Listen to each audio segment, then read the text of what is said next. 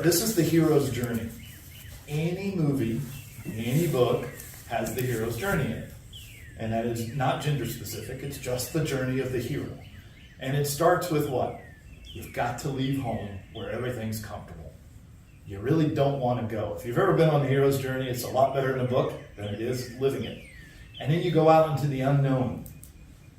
And you have to go into a dark cave and face the dragon where all the treasure is. And that's just simply a metaphor, is you've got to go face the part of yourself that you don't want to see in order to get better. And that's what this weekend will be about. We will surely explore your psyche, your physiology, and your technical standards and see who really exists in there. And we will do that through mathematics because it's the language of the universe. And it tells the truth, and you don't. Because, I don't know, it's unusual. Usually I have somebody in law enforcement in this class, but I always ask this.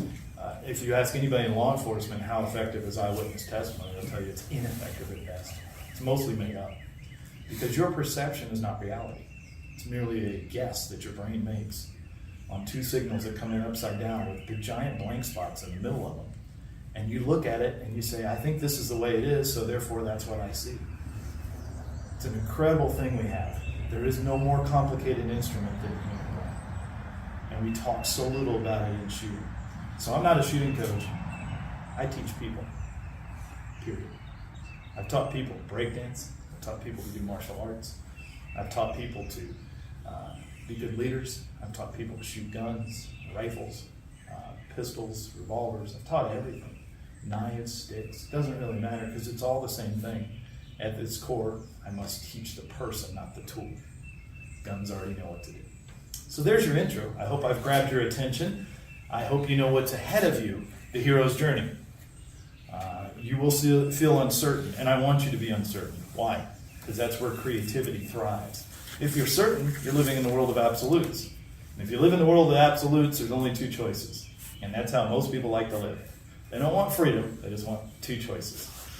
You want Coke or Dr. Pepper? If Harriet was here, she'd say Dr. Pepper because she loves Dr. Pepper. She'll drink it all day long. Two choices are always easier because it creates an othering in our mind. We say this or that. But that's not really how you work. And you never have worked that way. And you never will. So I hope you will enjoy this. I encourage questions and real questions. Oftentimes instructors say, I want your questions, and then they ridicule you for asking them, so they don't really want your questions. I've lived under that sort of dictatorial authority before.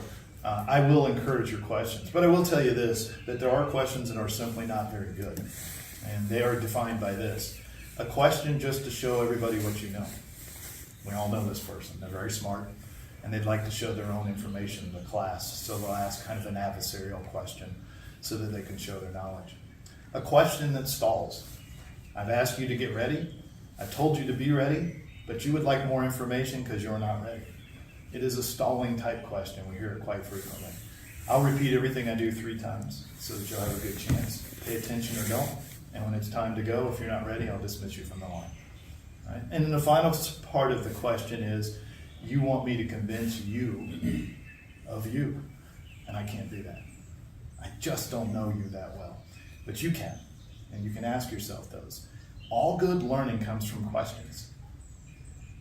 Simply as an instructor, I am the most curious human being in the world. My wife knows this. I have to know about everything. Because curiosity was what drives the boat.